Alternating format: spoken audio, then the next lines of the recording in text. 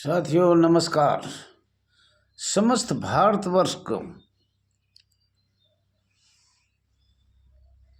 गृह रक्षक, होमगार्ड जवान, नगर सैनिक जवान, गृह रक्षी वाहिनी,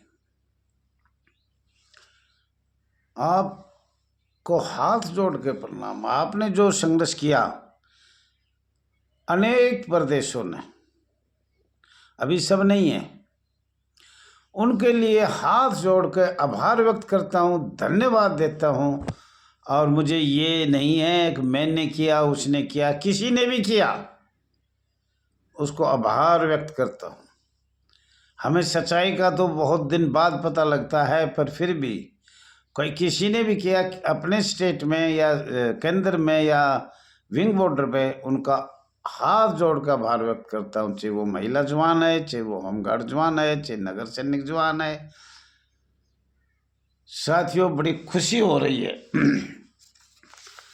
और आज की सबसे बड़ी खुशी तो यह है, माननीय हाई कोर्ट जोधपुर दिनांक 27 मार्च 2025, कार्यालय महानिदेशक पुलिस राजस्थान जयपुर, गृह रक्षा समसेवक। भाई समसेवक तो ये हमारे पीछे लगा ही रहेगा, पर चलो आपका संघर्ष है, ये भी एक दिन समाप्त होगा। वर्ष भर नियमित नियोजन के संबंध में सूचना, दायर रिट पिटीशन संख्या 11085/2022, जारी अंतरिम आदेश दिनांक 27/1/2025। बहुत बहुत धन्यवाद। अब ये रोटेशन समाप्त हुआ। इस रोटेशन से हमें बहुत भारी रिश्वत देनी पड़ती थी, लोगों को रोजगार नहीं मिलता था, रोजगार दुख थे। किसी को 1 महीना मिल गया, किसी को 2 महीना ड्यूटी मिल गई, किसी को मिला भी नहीं। जो पैसे देते थे उनको ड्यूटी मिलती थी, वरना बेचारा अपने मजदूरी करो इधर उधर, जहाँ भी जाए, रिक्शा चलाए, पानी पिलाए, ठेला खींचे, जो भी करे।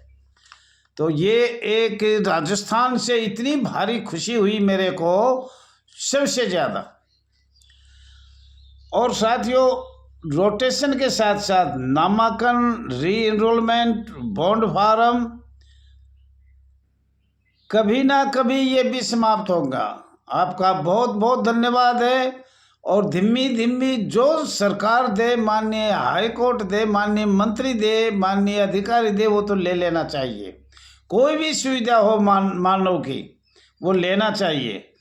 और इससे बहुत शीघ्र मुझे उम्मीद होगी इस समसेवक शब्द का भी कुछ ना कुछ होगा। और हम बहुत अच्छी आवाज़ है, कोई रोड से, कोई कोर्ट से, कोई मंत्रियों से। और एक दिन ऐसा भी होगा, पूरे भारत में एक नियम बन जाएगा। आपकी एकता कामयाब रहेगी। सबसे फ़ोन करो, सबसे बात करो, चाहे वो कोर्ट से, उसके पास मैं सबसे छोटा हो जाऊंगा। सबके पास फ़ोन करता हूँ, मोबाइल नंबर जो मेरी व्हाट्सएप आ जाता है, तो मैं सबको धन्यवाद भी देता हूँ और फ़ोन भी करता हूँ। और साथियों छत्तीसगढ़ भी बहुत अच्छा फैसला आया था, आपको बताया था कि भाई पीछे तक का निकाले हुए जवानों को पैसे मिले।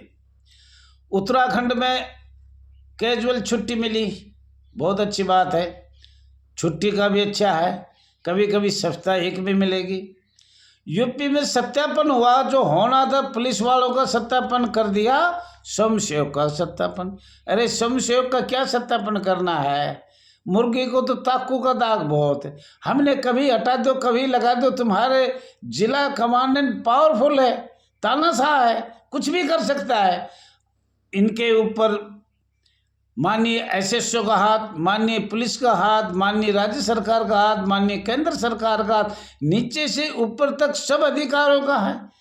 जैसे अभी हाई कोर्ट में कोई ये पूछने वाला नहीं है अभी एक जज के कितने पैसे मिले थे, ऐसे ही इसमें भी है, नीचे से ऊपर तक कोई ये पूछने वाला नहीं, होमगार्ड संस्था से कितने पैसे उगाए जा रहे हैं, कोई नहीं पूछेगा। ऐसे ही अभी कल मैंने आपके उसमें डाला था अपने ग्रुप में, माननीय विधि शायद नाम होगा डीएसपी का, कितनी भारी हाईवे पे रिश्वत थी और वो रिश्वत बंद किया। और इनकी एक चेन होती है, ये चेन ऊपर तक जाती है, मंत्रियों तक जाती है। ऐसा नहीं है कोई एक आदमी खाएगा तो 2 मिनट में इनको सस्पेंड टर्मिनेट कर देंगे, नौकरी से बाहर कर देंगे। तो साथियों, और बॉम्बे एक्ट 1947 धारा 11 है, समझा जाए ये सरकार ब्रिटिश सरकार और लॉर्ड माउंटबेटन भारत सरकार का उपबंध है। क्या है? उपबंध।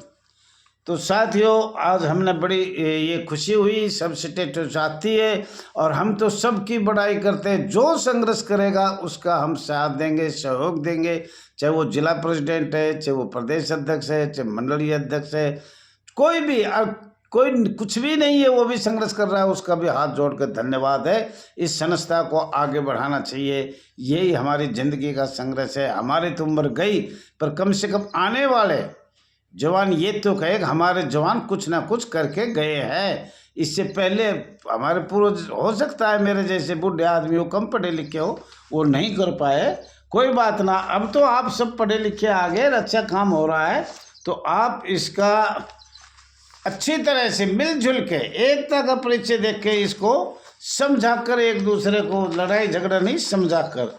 और साथियों, माननीय गृह मंत्री अमित शाह जी ने बताया था कि भाई होमगार्ड का चार्टर हमने आपको बता दिया, फिर हमने बता दिया 1833 1853 पर संयुक्त राष्ट्र का चार्टर 1945। ब्रिटिश सरकार, उस टाइम कांग्रेस का जन्म 1885 में हुआ। लॉर्ड माउंटबेटन, ब्रिटिश सरकार, अखिल भारतीय कांग्रेस सरकार, और हमारे तो थे ही, अब उनका नाम क्या लूँगा बार बार, उन्होंने दबाव से ये चार्टर लगवाया।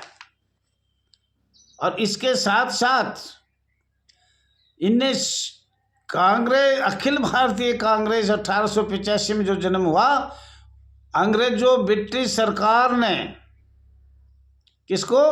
ब्रिटिश सरकार को 1800 IPC 1860 का 45वां धारा 2 लोक सेवक इस संस्था पे लगाया गया था और वो लागू किया 1 जनवरी 1862 को।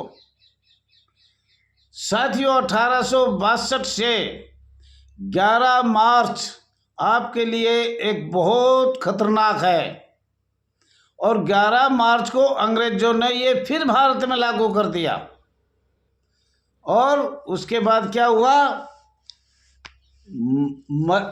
मध्य प्रांत एवं नगर सैनिक, मध्य प्रांत एवं बरार नगर सैनिक 1947 में IPC 1860 का 45वां धारा 21 लोक सेवक 1 जनवरी 1862 से 84 वर्ष बाद 1947 में फिर लागू कर दिया भारत सरकार। लॉर्ड माउंटबेटन, ब्रिटिश सरकार और कांग्रेस, जब एक ही पार्टी थी, कांग्रेस का जो अधिकारी था, अधिवेशन था, उसमें जो भी पास हो गया उसकी वजह से आप गुलाम से गुलाम, बंधुआ मजदूर बने हो। और जब तक उस पर माननीय गृह मंत्री जी, जब तक उसमें संशोधन नहीं होगा, अध्यादेश जारी नहीं होगा, जब तक हम इस भारतवर्ष में, आज़ाद भारत में हम गुलाम ही रहेंगे। आपका चार्टर पे बात करो, जो जो चाहे उससे बात करो, हमें कोई इससे लेना देना नहीं है, और अच्छी बात है। तो इसमें आपको हमने ये बताया।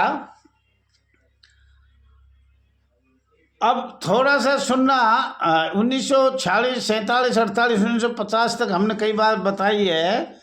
वे कुल बल कितने हैं, कुल कोर कितनी है परमानेंट, और केंद्रीय रिजर्व पुलिस के बारे में सुनना। इस केंद्रीय रिजर्व पुलिस का जन्म 1939 में अंग्रेजों के समय हुआ, और किस धारा पर हुआ? IPC 1860 का 45वां परमानेंट 1949 में ही हो गया था, CRP जिसको कहा जाता है।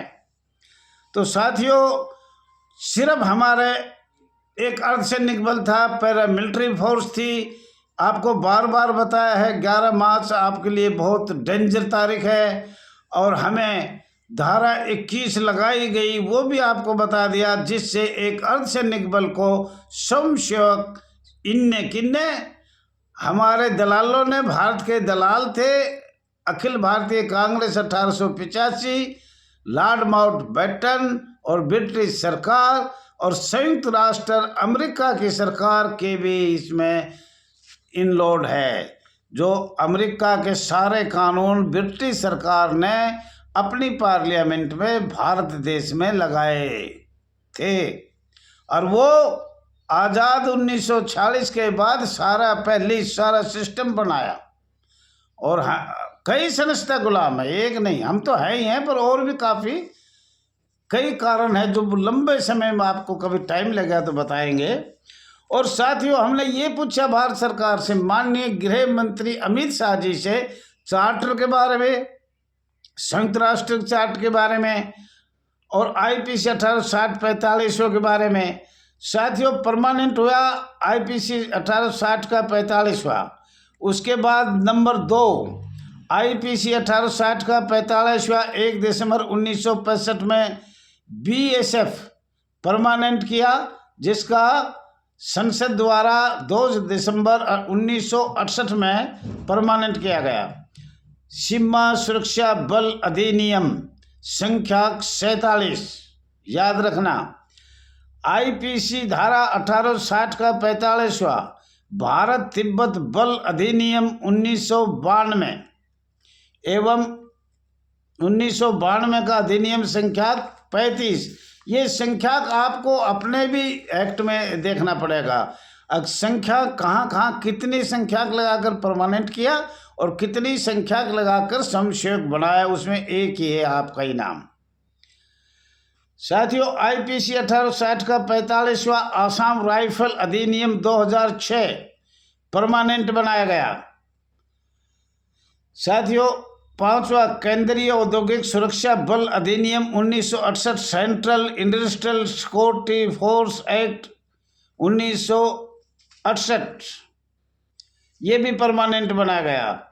और होमगार्ड का 1968 में समशेक बनाया गया। साथियों, ये आप ध्यान से सुनो, ये सब हम जो बताए ये 1860 आईपीसी 1860 का 45वां आसाम राइफल के अधिनियम के तहत बनाया गया, परंतु होमगार्ड में आईपीसी धारा 21 लगाई, जबरदस्ती लगाई, शक्तियाँ लगाई महामहिम राष्ट्रपति द्वारा और अंग्रेजों द्वारा। अंग्रेजों का जो राष्ट्रपति था उनके द्वारा भी लगाई गई, ये आपको बार बार बताया गया।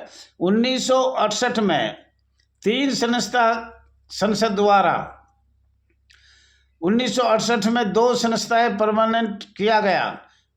नंबर 1 है बीएसएफ, नंबर 2 केंद्रीय औद्योगिक सुरक्षा बल, नंबर 3 1968 में होमगार्ड नगर सैनिक समशेक बनाया गया। तो साथियों, अब समय कम है, फिर कभी बताएंगे। आपका अपना channel RS Dahiya x home guard में स्वागत है। ज़्यादा से ज़्यादा लाइक करें, शेयर करें, कमेंट करें, और जो शेष बचा, अभी बहुत कुछ बचा है, वो आगे बताएंगे। और हमारा समय होगा, इसलिए माफ़ी चाहता हूँ। ज़्यादा से ज़्यादा लाइक करें, शेयर करें।